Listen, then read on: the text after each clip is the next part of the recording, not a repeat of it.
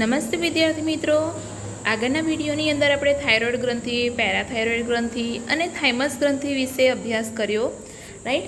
હવે આપણે બે જ ગ્રંથિ વિશે જોવાનું છે અને આ જે પહેલા, બીજા અને ત્રીજા વિડીયોમાં જે પણ કંઈ મેં ભણાવ્યું છે એ જ તમને એક્ઝામમાં પૂછાશે, તો એ રીતે તમારે એક્ઝામની તૈયારી કરવાની, રાઈટ. તો હવે આપણે ભણીશું એડ્રિનલ ગ્રંથિ, એના અંતઃસ્રાવો, એના કાર્યો અને એના ઉણપથી થતી અનિયમિતતાઓ. એડ્રિનલ ગ્રંથિનું સ્થાન કયું છે? તો કે આપણા શરીરમાં પ્રત્યેક મૂત્રપિંડના અગ્રભાગે એક એક જોડ એડ્રિનલ ગ્રંથિ આવેલી છે, રાઈટ. તમે અહીંયા જોઈ શકો છો, આ આપણું શું છે? મૂત્રપિંડ છે અને એની ઉપર આ જે શંકુ આકારની છે એડ્રિનલ ગ્રંથિ છે, જેને ઝૂમ કરીને તમને અહીંયા સમજાવેલું છે, જેમાં અંદરનો જે વિસ્તાર છે એને મજ્જક વિસ્તાર કહેવાય અને બહારનો વિસ્તાર છે એને કહેવાય એડ્રિનલ બાહ્યક. એડ્રિનલ મજ્જકના અંતઃસ્રાવો અલગ અલગ હોય છે અને એડ્રિનલ બાહ્યકના અંતઃસ્રાવો અલગ અલગ સ્રાવ પામે છે. તો આપણે જોઈએ, આ ગ્રંથિઓ બે પેશીઓથી બનેલી હોય છે. કેન્દ્રમાં જે આવેલી છે એને કહેવાય એડ્રિનલ મજ્જક મેડ્યુલા અને બહારની બાજુ આવેલી છે એને કહેવાય એડ્રિનલ બાહ્યક, એટલે કે એડ્રિનલ કોર્ટેક્સ. કોર્ટેક્સ એક્સ આવે, રાઈટ. ટીની જગ્યાએ આ જે ટી છે એની જગ્યાએ એક્સ આવશે. હવે આપણે જોઈએ, તમે અહીંયા એને લખી શકો છો, એડ્રિનલ ગ્રંથિ બે વિસ્તાર, એડ્રિનલ મજ્જક અને બાહ્યક. મજ્જકમાં બે અંતઃસ્રાવો, એપિનેફ્રિન અને નોરએપિનેફ્રિન તમને આપેલું છે. એડ્રિનલ મજ્જક એડ્રિનાલિન અથવા એપિનેફ્રિન અને નોરએડ્રિનાલિન અથવા નોરએપિનેફ્રિન તરીકે ઓળખાતા અંતઃસ્રાવનો સ્રાવ કરે છે, જેને સમૂહમાં શું કહેવામાં આવે છે? કેટેકોલેમાઇન્સ. ફરીથી કે એડ્રિનલ ગ્રંથિના બે વિસ્તાર છે, અંદરનો વિસ્તાર મજ્જક અને બહારનો વિસ્તાર બાહ્યક. તો મજ્જક વિસ્તારમાં બે અંતઃસ્રાવનો સ્રાવ થાય છે, એડ્રિનાલિન અથવા નોરએડ્રિનાલિન.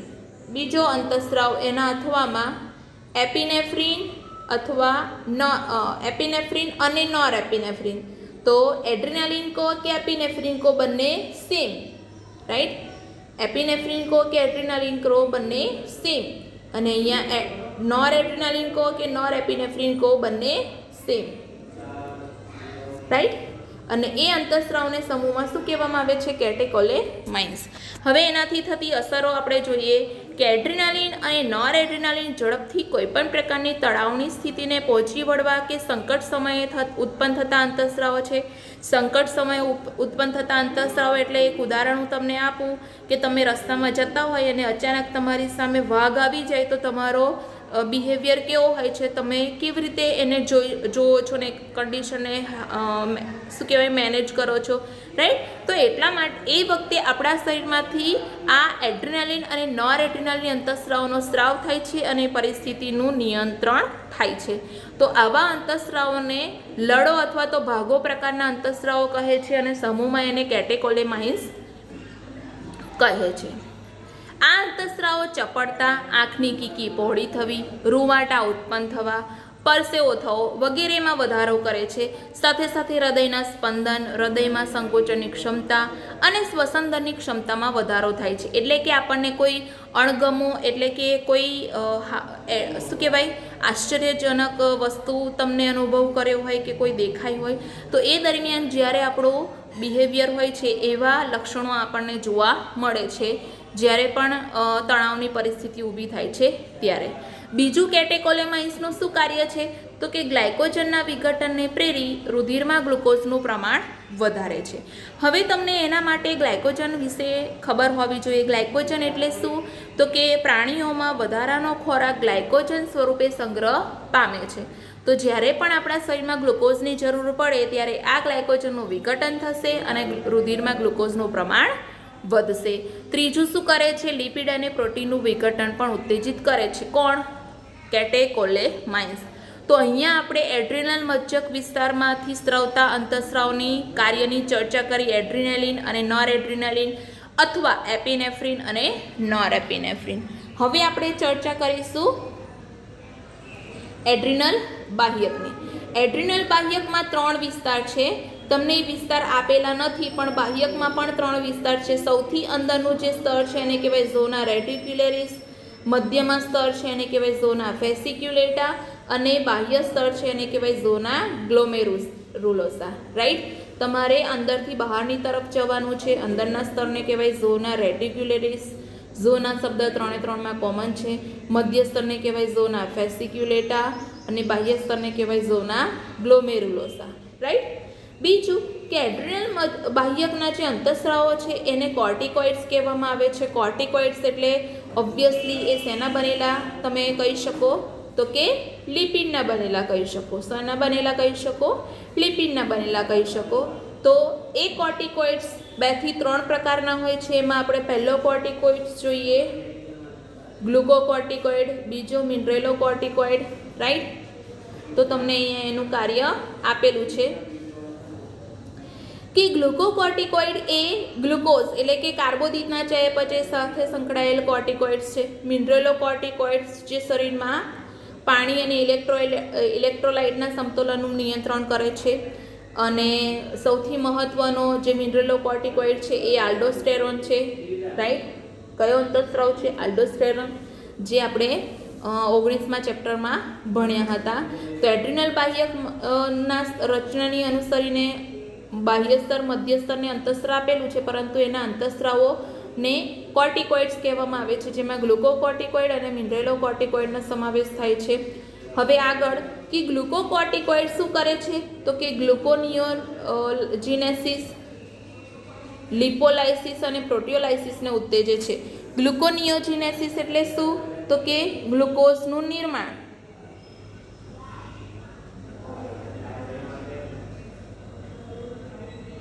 જીનેસિસ એટલે નિર્માણ, ગ્લુકો. રાઈટ. લિપોલાઇસિસ એટલે લિપિડનું વિઘટન. પ્રોટિયોલાઇસિસ એટલે પ્રોટીન વિઘટન.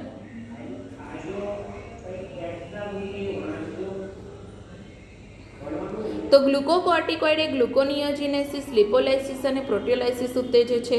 કોષીય ગ્રહણ ક્ષમતા અને એમિનો એસિડના વપરાશને અવરોધે છે. રાઈટ. કોર્ટિસોલ જે હૃદ પરિવહન તંત્રની જાળવણી ઉપરાંત મૂત્રપિંડના કાર્યોની જાળવણી પણ કરે છે. કે કોર્ટિસોલ એક પ્રકારનો શું છે? અંતઃસ્રાવ, જે હૃદય પરિવહન તંત્રમાં જે પણ પ્રક્રિયાની જાળવણી કરવાની છે એ, અને સાથે સાથે મૂત્રપિંડના કાર્યોની પણ જાળવણી કરે છે.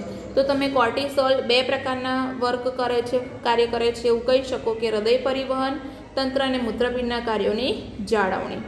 બીજું કે ગ્લુકોકોર્ટિકોઇડ શું કરે છે? તો ગ્લુકોકોર્ટિકોઇડ એક પ્રકારનો કોર્ટિસોલ છે જે એન્ટી ઇન્ફ્લેમેટરી અસર પ્રેરે છે, પ્રતિદાહક અસર પ્રેરે છે અને પ્રતિકારક ક્ષમતા અવરોધે છે. બરાબર. ગ્લુકોકોર્ટિકોઇડ્સના અહીંયા બહુ જ બધા કાર્યો આપેલા છે.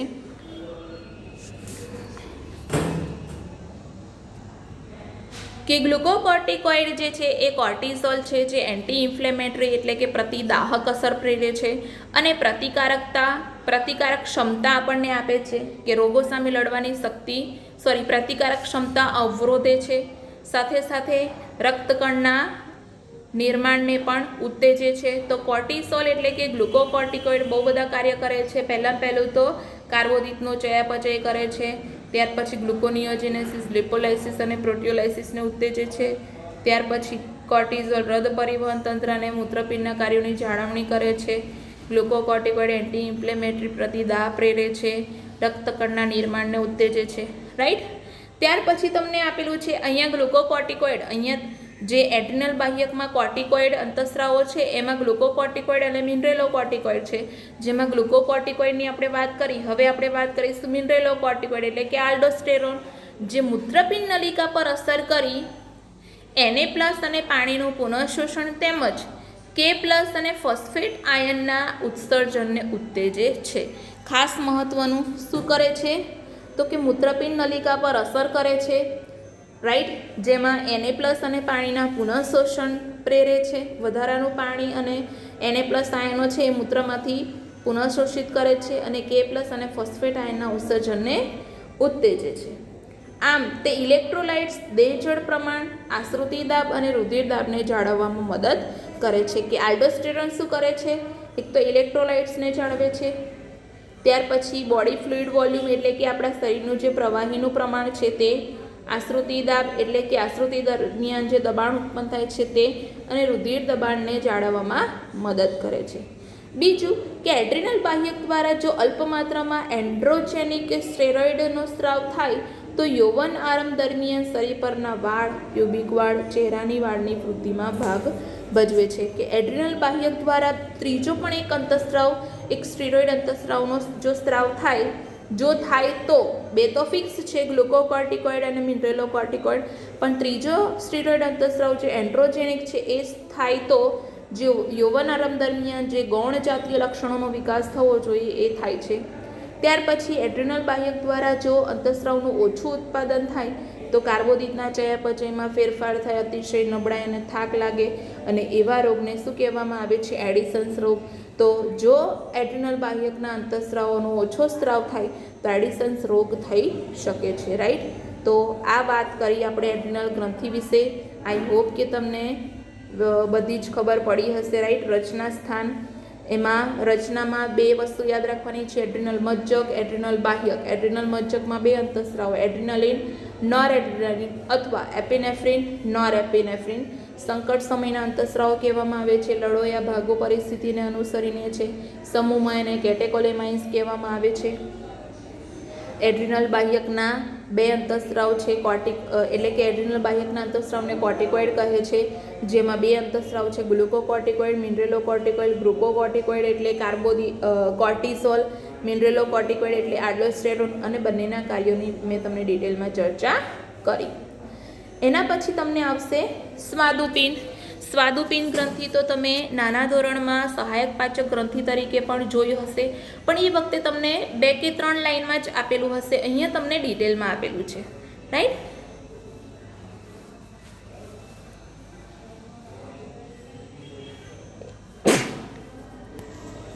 પહેલું તો આપણે સંયુક્ત રીતે એને અંતઃસ્રાવી અને બહિર્સ્રાવી ગ્રંથિ તરીકે ઓળખવામાં આવે છે.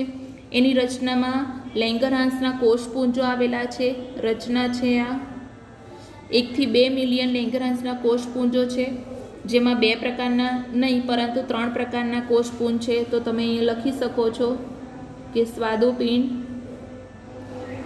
જેની રચનામાં 3 પ્રકારના કોષો છે, આલ્ફા કોષો, બીટા કોષો અને ડેલ્ટા કોષો.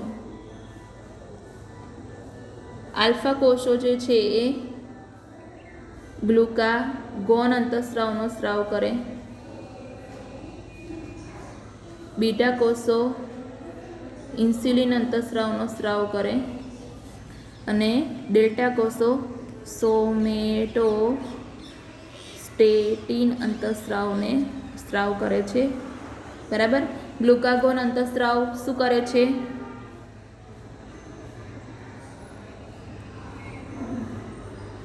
રુધિરમાં ગ્લુકોઝનું પ્રમાણ વધારે, ઇન્સ્યુલિન રુધિરમાં ગ્લુકોઝનું પ્રમાણ ઘટાડે, અને આ વૃદ્ધિ અવરોધે છે. રાઈટ. આ તમારે યાદ રાખવાનું છે. ના ખબર પડે તો આમાંથી લખી લેજો તમારી નોટબુકમાં, તમને ભવિષ્યમાં ખૂબ જ કામ લાગશે. તો લેંગરહાન્સના કોષપુંજમાં મુખ્ય 2 પ્રકારના કોષો છે, આલ્ફા કોષો અને બીટા કોષો. આલ્ફા કોષો ગ્લુકાગોન અંતઃસ્રાવનો સ્રાવ કરે છે, અને બીટા કોષો ઇન્સ્યુલિન અંતઃસ્રાવનો સ્રાવ કરે છે. તો આલ્ફા કોષો અને બીટા કોષોનું કાર્ય એકબીજાથી વિરુદ્ધ છે. આલ્ફા કોષો એ ગ્લુકાગોન અંતઃસ્રાવનો સ્રાવ કરે છે, અને બીટા કોષો ઇન્સ્યુલિન અંતઃસ્રાવનો સ્રાવ કરે છે. રાઈટ. અને ડેલ્ટા કોષો, જે મેં તમને કહ્યું. બીજું કે ગ્લુકાગોન એ પેપ્ટાઇડ અંતઃસ્રાવ છે. પેપ્ટાઇડ અંતઃસ્રાવ એટલે મેં તમને પહેલાં પણ કહ્યું હતું કે એ પ્રોટીનનો બનેલો છે, જે રુધિરમાં ગ્લુકોઝનું પ્રમાણ સામાન્ય જાળવી રાખવામાં મહત્વનો ભાગ ભજવે છે. કેવી રીતે? તો એની આખી પ્રોસેસ આપેલી છે કે ગ્લુકાગોન અંતઃસ્રાવ યકૃત કોષો પર કાર્ય કરે છે, અને ગ્લાયકોજીનોલાઇસિસ. ગ્લાયકોજીનોલાઇસિસ એટલે તમે યાદ રાખજો ગ્લાયકોજનનું વિઘટન. ગ્લાયકોજનનું વિઘટન. ગ્લાયકોજનનું વિઘટન કરે એટલે શેમાં ફેરવાય? ગ્લુકોઝમાં. તો ગ્લાયકોજીનોલાઇસિસ એટલે તમે આવું પણ લખી શકો કે ગ્લાયકોજનનું ગ્લુકોઝમાં પરિવર્તન, રાઈટ. અને પરિણામે રુધિરમાં શર્કરાનું પ્રમાણ વધે, અને શર્કરાનું પ્રમાણ વધે એટલા માટે એને કહેવાય હાઇપરગ્લાયસેમિયા.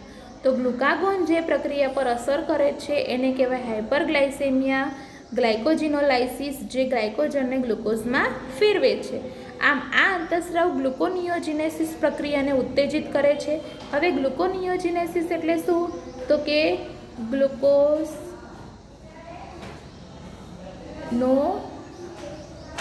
નિર્માણ. ગ્લુકોનિયોજિનેસિસ એટલે શું? ગ્લુકોઝનું નિર્માણ, રાઈટ, જે હાઇપરગ્લાયસેમિયા માટે જવાબદાર છે. આમ ગ્લુકાગોન એ કોષીય સ્તરે ગ્લુકોઝના ગ્રહણ અને વપરાશમાં શું કરે છે? ઘટાડો કરે છે.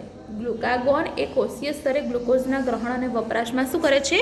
ઘટાડો કરે છે. તો સમજ પડી ગ્લુકાગોનનું કાર્ય. ગ્લુકાગોન એ પેપ્ટાઇડ અંતઃસ્રાવ છે, રુધિરમાં ગ્લુકોઝનું પ્રમાણ જાળવે છે. કેવી રીતે? તો કે યકૃત કોષો પર કાર્ય કરે. ગ્લુકોજીનોલાઇસિસ એટલે કે ગ્લાયકોજનને ગ્લુકોઝમાં પરિવર્તન કરે જેથી કરીને રુધિરમાં ગ્લુકોઝનું પ્રમાણ વધે, જેને કહેવાય હાઇપરગ્લાયસેમિયા. અને ગ્લાયકોજીનોલાઇસિસની પ્રક્રિયા કરે છે એની સામે એ જ વખતે કઈ પ્રક્રિયા કરે છે? ગ્લુકોનિયોજિનેસિસ એટલે કે ગ્લુકોઝનું નિર્માણ. આમ કોષીય સ્તરે ગ્લુકોઝના ગ્રહણ અને વપરાશમાં શું થાય છે? ઘટાડો, રાઈટ. હવે આપણે વાત કરીશું ઇન્સ્યુલિનની. તો ઇન્સ્યુલિન પણ શું છે? પેપ્ટાઇડ અંતઃસ્રાવ છે. રુધિરમાં ગ્લુકોઝ સમસ્થિતિ નિયમનમાં મુખ્યત્વે ભાગ ભજવે છે, એટલે કે ગ્લુકોઝનું પ્રમાણ જાળવે છે. એ શું કરે છે? તો કે યકૃત કોષો પર અને મેદપૂર્ણ કોષો પર કાર્ય કરે છે. યકૃત કોષો પર અને મેદપૂર્ણ કોષો પર. ગ્લુકાગોનમાં ફક્ત યકૃત કોષો હતા. ગ્લુકોઝના કોષીય ગ્રહણ અને વપરાશમાં વધારો કરે છે, જ્યારે ગ્લુકાગોન એ કોષીય સ્તરે ગ્લુકોઝના ગ્રહણ અને વપરાશમાં ઘટાડો કરતું હતું. અને ઇન્સ્યુલિનમાં જ્યારે ગ્લુકોઝના કોષીય ગ્રહણ અને વપરાશમાં વધારો થાય છે જેથી કરીને રુધિરમાંથી યકૃત કોષો અને મેદપૂર્ણ પેશીમાં ગ્લુકોઝનું ઝડપી સ્થાનાંતર થાય છે. કે રુધિરમાંથી ગ્લુકોઝ ક્યાં જતો રહેશે? યકૃત કોષો અને મેદપૂર્ણ પેશીમાં. તો જેથી કરીને રુધિરમાં ગ્લુકોઝનું પ્રમાણ ઘટે છે, જેને કહેવાય હાઇપોગ્લાયસેમિયા. કે રુધિરમાં ગ્લુકોઝનું પ્રમાણ ઘટ્યું એટલે એને કહેવાય હાઇપોગ્લાયસેમિયા. ઇન્સ્યુલિન એ લક્ષ્ય કોષોમાં ગ્લુકોઝના ગ્લાયકોજનમાં પરિવર્તનને ઉત્તેજિત કરે છે. આમ ઇન્સ્યુલિન અને ગ્લુકાગોન બંને સંયુક્ત રીતે રુધિરમાં ગ્લુકોઝની સમસ્થિતિ જાળવી રાખે છે. લાંબા સમયનો હાઇપરગ્લાયસેમિયા ડાયાબિટીસ મેલિટસ નામના જટિલ રોગ તરફ દોરી જાય છે. કે હાઇપરગ્લાયસેમિયા એટલે શું? રુધિરમાં ગ્લુકોઝનું પ્રમાણ વધે, તો વધારે પડતું વધે ત્યારે એને ડાયાબિટીસ મેલિટસ નામનો રોગ થાય છે, જે મૂત્ર દ્વારા પણ ગ્લુકોઝના વ્યય અને કીટોન ઘટકો તરીકે ઓળખાતા નુકસાનકારક જટિલ પદાર્થના નિર્માણ સાથે સંકળાય છે. અને ડાયાબિટીક દર્દીઓને ઇન્સ્યુલિન થેરાપીથી સારવાર અપાય છે. તો આ સાથે આપણે સ્વાદુપિંડ ગ્રંથિ અહીંયા પૂર્ણ થાય છે. સવિસ્તાર આપણે જોયું. બીજું કે સ્વાદુપિંડ ગ્રંથિને બહિસ્રાવી અંતઃસ્રાવી ગ્રંથિ કેમ કહેવામાં આવે છે? કેમ કે સ્વાદુપિંડ ગ્રંથિ અંતઃસ્રાવનો પણ સ્રાવ કરે છે અને અમુક કાર્યોનું નિયમન કરે છે. અને બહિર્સ્રાવી એટલે કે સ્વાદુપિંડ રસનો સ્રાવ કરે છે, જેમાં બેઝિક પાચક ઉત્સેચકો રહેલા હોય છે જે પાચનની ક્રિયામાં મદદરૂપ થાય છે. તો એટલા માટે સ્વાદુપિંડ ગ્રંથિને બહિર્સ્રાવી અને અંતઃસ્રાવી ગ્રંથિ તરીકે ઓળખવામાં આવે છે. બીજું બાળકો, આ સાથે આપણું ચેપ્ટર નંબર 22 અહીંયા પૂર્ણ કરીએ છીએ. શુક્રપિંડ, અંડપિંડ અને જે બીજા જે હૃદય મૂત્રપિંડ અને બીજા જે અંગો છે એના દ્વારા સ્રવતા અંતઃસ્રાવો વિશે આપણે ચર્ચા નથી કરતા, રાઈટ. કેમ કે તમને ઓલરેડી 18 ચેપ્ટરનું બર્ડન છે. તો મને એવું વિચાર આવ્યો કે બાળકો 18 ચેપ્ટરમાં થોડું કરે તો વ્યવસ્થિત એમને પરીક્ષાની તૈયારી કરવાનો ટાઈમ મળે. એટલા માટે મેં બધા ચેપ્ટરમાં બધું છેલ્લા લગભગ 3 થી 4 ચેપ્ટરમાં બધું ભણાયું નથી, રાઈટ. જેટલું તમને એક્ઝામમાં આવવાનું છે એમાંથી જ અમુક ટૉપિક ભણાયા છે. તો આઈ હોપ કે તમને આખા સિલેબસમાં ખબર પડી હશે, અને જો તમને કોઈ ડાઉટ હોય તો તમે અમને પૂછી શકો છો. અને આ સાથે આપણું 22મું ચેપ્ટર અને 11મું ધોરણ અહીંયા પૂર્ણ થાય છે.